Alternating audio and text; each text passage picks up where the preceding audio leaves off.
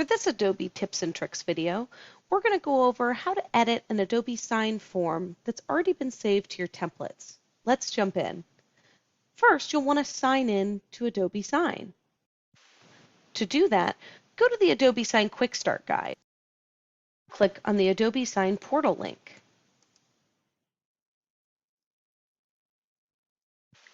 Remember to sign in using hartnell.edu. Now put in your Hartnell credentials. Now we'll go to our template library by clicking on Manage, then Templates. You'll see all of your saved templates here, and you can edit the one you want by hovering your mouse over it and clicking Edit.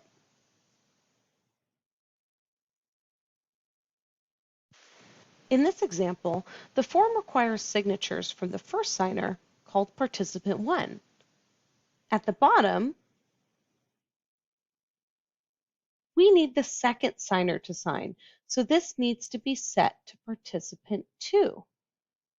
You can see that we made a mistake by making the first signer sign both signature fields, when we actually need the second signer to sign the second signature field. To fix this, we'll right-click on the incorrect field and click Edit. Now we'll assign the second signature field to Participant 2, which is our second signer. Now click OK. You can change any other fields as needed and click Save when you're done.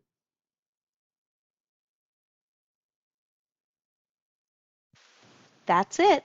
To review, we edited our saved Adobe Sign template to correct the signers.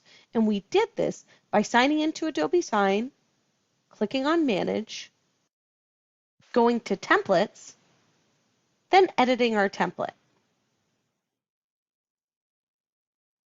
Once we were finished editing, we saved our template, which will now be correct when we send it out for signatures going forward. For other tips and tricks, subscribe to this channel for automatic updates or go to the PDC website at hartnell.edu/PDC. Thanks for watching.